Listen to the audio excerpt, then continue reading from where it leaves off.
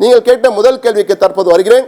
மகாராஷ்டிரா, நான் ஏற்கனவே கூறியது போல இந்திய தலைநகர் டெல்லியில் உள்ள முக்கியத்துவத்துக்கு இணையான முக்கியத்துவம் மும்பைக்கு உண்டிருக்கிறது. என்றால் மும்பை தான் இந்தியாவின் வணிக தலைநகரம். மும்பையில் நடைபெறுகின்ற வணிகம் தான் மிக முக்கியமாக, குறிப்பாக பங்கு சந்தை முதல் எந்த வகையான வியாபாரத்தை எடுத்தாலும், எந்த வகையான வணிகத்தை எடுத்தாலும் மும்பை மிகப்பெரிய ஒரு வணிக தலைநகரமாக இந்தியாவிற்கு வழிகாட்டி கொண்டிருக்கிறது. இன்று நேற்றுள்ள பல ஆண்டுகளாக தொடர்ந்து ஆங்கிலேயர் காலத்திலிருந்தே அந்த நிலைதான் காணப்படுகிறது. இந்த சூழ்நிலைதான் அந்த தலைநகரை மையமாக கொண்டு கிட்டத்தட்ட மும்பையில் மட்டும் மும்பை நகரம் மற்றும் மும்பை புறநகரை வைத்து பார்த்தால் 36 சட்டமன்ற தொகுதிகள், மொத்தம் உள்ள 288 தொகுதிகள் மகாராஷ்டிராவில் இருக்கிறது. மகாராஷ்டிரா நீங்கள் கூறியது போல உத்தரப்பிரதேசம், மத்திய பிரதேசம் அடுத்து மிகப்பெரிய மாநிலம். இந்த மாநிலத்தின் 288 தொகுதிகளில் 36 தொகுதிகள், 36 சட்டமன்ற தொகுதிகள் மும்பை நகரம் மற்றும் மும்பை புறநகர்கள், இவர்களை வைத்து 36 தொகுதிகள். இந்த மும்பை நகரை வெல்வது யார் என்பதே அந்த மகாராஷ்டிரா வெல்லப்போவது யார் என்ற எடுத்துக்காட்டமாக இருக்கிறது.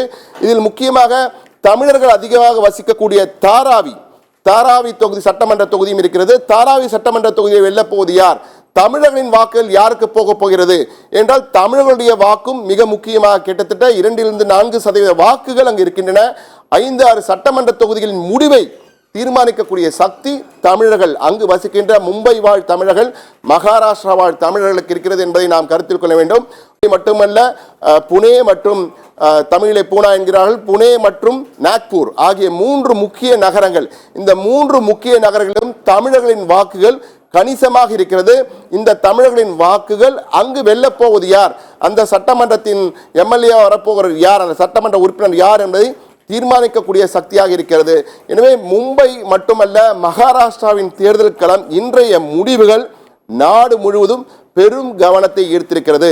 அடுத்த 3 மணி நேரத்திற்கு இந்தியாவின் அனைவரின் பார்வையும் இந்த தேர்தல் முடிவுகளை நோக்கி தான் இருக்க போகின்றது. அந்த வகையில் தான் ஏற்கனவே கூறிய நாம் சிறப்பு நேரலையில் நொடிக்கு நொடி தகவலை கொடுக்க போகிறோம். முடிவுகளை உடனுக்குடன் தெரிந்து கொள்ளலாம். முன்னணி நிலவரங்கள் முதற்கொண்டு அரசியல் களங்களின் மாற்றங்கள் அனைத்தையும் கொடுக்க போகிறோம். என்றால் ஏற்கனவே நான் கூறியது போல மகாராஷ்டிரா ஒரு குழப்பமான சூழ்நிலையில் தான் இந்த தேர்தலை சந்தித்திருக்கிறது.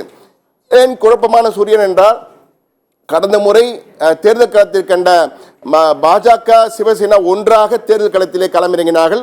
அதன் பின் இடி ரைட் போன்ற பல்வேறு பிரச்சனைகள் காரணமாக எதிர்க்கட்சிகள் இப்படிதான் குற்றச்சாட்டு வைத்தன. இடியை வைத்து, இன்கம் டாக்ஸை வைத்து மிரட்டி கட்சிகளை உடைத்தார்கள். சிவசேனா என்ற பால் தாக்கரே உருவாக்கிய சிவசேனா கட்சி 2ஆக உடைந்தது. உத்தவ் தாக்கரே தலைமையில் அவருடைய மகன், பால் தாக்கரே மகன் உத்தவ் தாக்கரே தலைமையில் ஒரு கட்சியாகவும், அவருடன் உடனே இருந்த, அதாவது உத்தவ் தாக்கரே நண்பராக கூடவே இருந்த ஏக்நாத் ஷிண்டேவை உடைத்து ஏக்நாத் ஷிண்டே சிவசேனா என்று ஒன்று உருவானது. தற்போது அதுதான் உண்மையான சிவசேனாக தற்போது கருதப்படுகிறது தேர்தல் ஆணையத்தால். எனவே சிவசேனா என்ற மாபெரும் கட்சி, மகாராஷ்டிராவின் மிக முக்கியமான கட்சியான சிவசேனா 2ஆக உடைத்தது இடியும் ஐடியும் தான், அமலாக்கத்துறையும் வருமான வரித்துறையும் தான் என்று எதிர்க்கட்சிகள் குற்றம் சாட்டின. அதே போன்று மிக பெரும் சக்தியாக பலமுறை முதலமைச்சராகவும் மத்திய அமைச்சராகவும் இருந்த சரத்பவார், அவருடைய தேசியவாத காங்கிரஸ் கட்சியும் 2ஆக உடைந்தது. அதுவும் உடைத்தவர் யார் என்றால் அஜித் பவார். அஜித் பவார் என்பதன் சரத்பவாரின் உடனே கூட இருப்பவர், மிக நெருங்கியவர், இவருடைய கண்ணசைக்கு ஏற்ப செயல்படக்கூடியவர், அவரையும் உடைத்தார். அதற்கும் காரணம் இடியும் ஐடியும் தான் என்று எதிர்க்கட்சிகள் குற்றம் சாட்டின. எனவே 3 பிரிவுகளாக சிவசேனாவும் தேசியவாத காங்கிரஸ் கட்சியும் 2ஆக பிளந்து 2 பிரிவுகளாக காங்கிரசுடன் கூட்டணியும் பாஜகவுடன் கூட்டணியும் சந்திக்கிறார்கள்.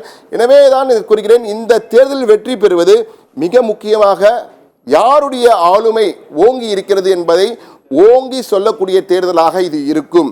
அது மட்டுமல்ல, முதலையே நான் சொன்னது போல மோடியின் செல்வாக்கு அதிகரித்திருக்கிறா அல்லது தொடர்ந்து சரிந்து கொண்டிருக்கிறதா என்பதை உணர்த்தக்கூடிய தேர்தலாக இந்த முடிவுகள் இருக்கும் என்பதை மாற்று கருத்தில்லை.